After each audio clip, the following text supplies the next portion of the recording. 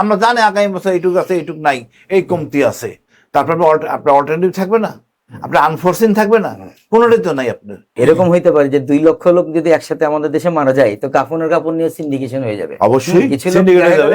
কাফনের কাপড়েরও দাম বাড়ায় দিবে। আমি বলতে চাচ্ছি ওপেন মার্কেট ইকোনমি যেটা বলি আমরা, হয়তো টেকি করে 10 লাখ টন আনে, আমি 10,000 টন আনবো, কেন আমাকে দেবেন না সুযোগটা? আপনারা সেমিনার করেন, ডাকেন সবাইকে, 3 জনে কেন ডাকবেন? সবাই ডাকেন, বহু লোক আছে, গণশুনানি, হ্যাঁ গণশুনানি করেন।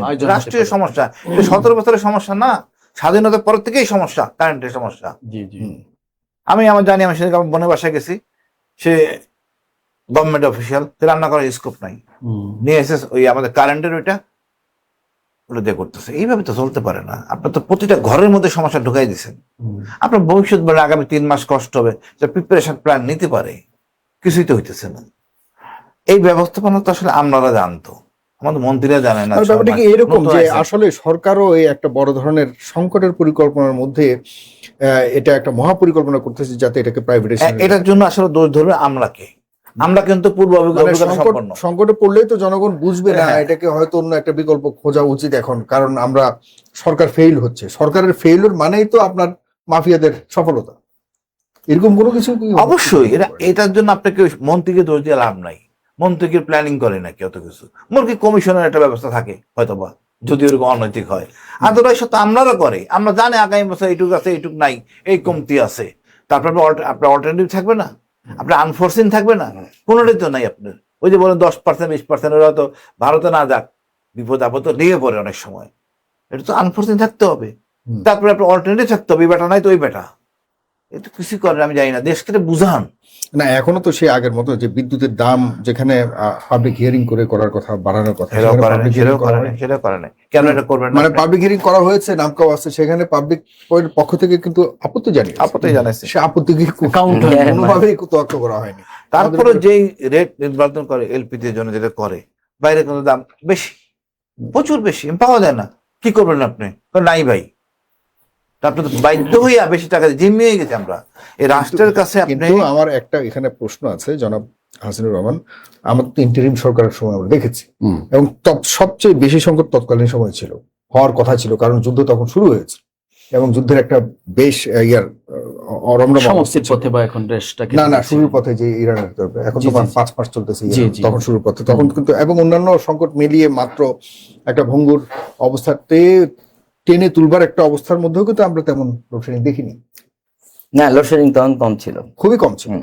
এখন একটা ব্যাপার আছে, তখন কিন্তু শীতকাল ছিল, এখানে একটা প্লাস পয়েন্ট ব্যাপার আছে। সেই সময়টা কিন্তু 1.5 বছর ছিল, গরম ছিল। তো এখানে আরেকটা ব্যাপার হচ্ছে যে তাদের সিলেক্টেড যেই আমলারা ছিল, ভাই যেটার কথা ইন্ডিকেট করছে, যে একজন মন্ত্রীর চাইতে আমলা এখানে বেশি গুরুত্বপূর্ণ ভূমিকা পালন করে, কারণ সেই ব্যাপারটাতে এক্সপেরিয়েন্সড, সেই ব্যাপারটা ডিল করে ভালো ডিল করে এটা আসছে। তো আমাদের এই জায়গাটাতে এসে যখন রদবদল হলো, ক্ষমতার রদবদলের সাথে সাথে আমলাতান্ত্রিক পুরোটাই কিন্তু রদবদল হয়েছে। এই জায়গাটাতে কিন্তু হলো সমস্যাটা। ভালো হলো না মন্দ হলো তো আপনাকে বুঝতে হবে ভাই, লোকটা খারাপ হলো, যে গরু দুধ দেয় খারাপ লাতিও মারে, তাও বেটার। কি করবেন? আমাদের এখানেই নজর রাখতে হবে। আমরা মজার কথা বলছেন আপনি, 70-এর সময় আমরা এত অসৎ ছিলাম না, চোর ছিলাম না, মিথ্যাবাদী ছিলাম না, মূল্যবোধ ছিল। টিচাররা সুন্দর করে শিখাইতো এই জিনিস করবা, ভালো জিনিস। এখন তো নাই সেটা।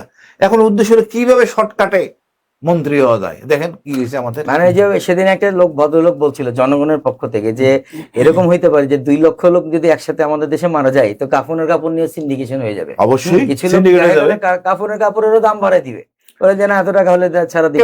আপনার যে বিমান দুর্ঘটনা হলো, পানি বোতল দাম হয়ে গেছে না কত? হ্যাঁ, মানে 50 টাকা 200 টাকা। এত গাদ্দার আমরা ভাই।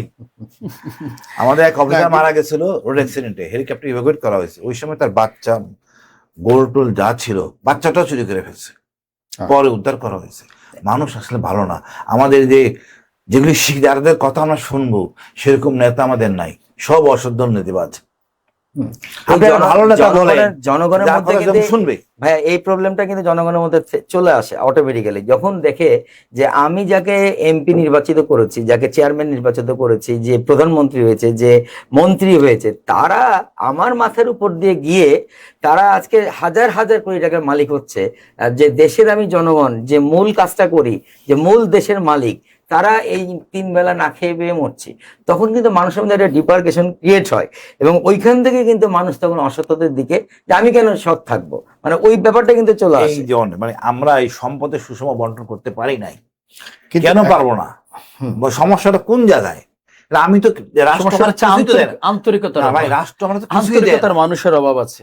আমি এরপরে তো ওই বলতেছিলেন ভাই, পুলিশ দিয়ে গ্যাঞ্জাম, পুলিশ দিয়ে গোতা খাইতে, সবখান থেকে আমরা নিজেদের এবারে আরেকটা এইসবের আমি আসছি জনাব ফুয়াদ, এইসবের বিকল্প সমাধানের পথ কি বসুন্ধরা মেঘনা টিকে গ্রুপকে আমাদের এই তেলের ব্যবসা দিয়ে দেওয়া? অবশ্যই না। আমি যে বললাম আপনার ওইটা করতে হবে। আপনারা আমাদের এই যে আছে কথা বলতেছি, যাতে ওনার মাথা মগজ পরিষ্কার হয়। ভাই আপনি কেন এক রুমে ফুসফাস করবেন? ওপেন করেন সবার সামনে, দর্শক দেখুক সমস্যাটা কোথায়। ওই মন্ত্রী এমপি আমাদের জিজ্ঞেস করুন। সবার জন্য সমান সুযোগ থাকবে এখানে। আপনার কাছে মনে হয় বসুন্ধরা যে সুযোগ পাবে আপনিও একই সুযোগ পাবেন? আমাদের আরো বেশি সুযোগ দেওয়া উচিত, নতুন নতুন বেকারদের আরো বেশি দেওয়া উচিত সুযোগ। খুব ভালো পয়েন্টে আসছে, ভাইয়াও খুব ভালো পয়েন্ট বলেছে। এটা আমার পার্সোনাল অভিজ্ঞতা বলে দিই আপনাকে। বিগত 17 বছর যে প্রবলেমটা ক্রিয়েট করা হয়েছে, আপনারা যদি একটু খেয়াল করে দেখবেন যে কারণ বাজারের মতো বড় একটা বাজারে গেলে পরে কোনো আপনি ইম্পোর্টার পাবেন না, আপনি একটা ইম্পোর্টার পাবেন। এখানে সবাই হলো কমিশন কমিশন। তার মানে ইম্পোর্টার আমি খোঁজ নিয়ে যাদের ইন্টারিম আমলে যখন আমরা গেলাম বাজার কন্ট্রোল করতে, আমরা খোঁজ নিতে নিতে গেলাম ইম্পোর্টার 50 জন, কমিশনারের একজন, কমিশনার খাদকের 50 জনের একজন। তো তোমাদের ইম্পোর্ট লাইসেন্স কই ছিল? এক সময় গদি আছে, কিন্তু ইম্পোর্ট বন্ধ করে দিয়েছে সরকার থেকে। তাদেরকে আর কোনো এলসি ওপেনিং এর সুযোগ দেওয়া হয়নি। এইভাবে করে সিন্ডিকেট ক্রিয়েট করা হয়েছে এই লাস্ট 17 ইয়ার্সে। আপনার ধরেন 1000 ইম্পোর্টার থেকে হাতে গুনে 10টা ইম্পোর্টার রেখেছে। তার মধ্যে হলো এস আলম, তার মধ্যে বসুন্ধরা, তার মধ্যে মেঘনা, তার মধ্যে টিকে, তার মধ্যে সিটি, এই ধরনের বড় বড় কর্পোরেটকে রেডি করা হয়েছে। এখন গভর্নমেন্ট আসলে ব্যর্থ হচ্ছে ওই জায়গাটাতে, যেটা ভাইয়া বলছে যে ওপেন মার্কেট ইকোনমি তুমি সৃষ্টি করতে পারছো না। যে ওপেন মার্কেট ইকোনমি সৃষ্টি করলে আমাকেও দাও না, ঠিক আছে, আমি 10 কোটি না পারি, আমি 10 লাখ এনে দিতে পারি। 10 বন্ধু মিলা বললো ভাই আমরা জানি, তো ওই জায়গাতে করলে এবং আমি কিন্তু বেটার চয়েসও নিয়ে দিতে পারি যে ও আমি হয়তো।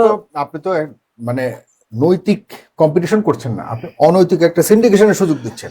সেখানেও সমস্যা। আপনি যদি পলিসি করেন যে যার 10,000 কোটি টাকা আছে সেই এটা নিতে পারবে, অন্য কেউ নিতে পারবে, এটা তো অন্যায়, এটা তো জুলুম। বাংলাদেশে একমাত্র এই কয়েকটা কোম্পানি ছাড়া এই ধরনের পলিসি তো মানে হয় না। এটা যে সবার জন্য উন্মুক্ত, মানে কি যার 10,000 কোটি টাকা আছে সেই আসতে পারবে, এই পলিসি দিয়ে মানুষকে মানে কি বলা যায় এটাকে কৌশলের একটা আশ্রয় নিয়ে মানুষের সাথে প্রতারণা করা ঠিক না। হ্যাঁ, এখানে এই কিছু কিছু জিনিস আছে যে আমাদেরকে আরো খোলাসা করা উচিত। যাক, আমি এই পর্বে যদি আপনি বলে শেষ করেন আর 1 মিনিট যদি বলেন।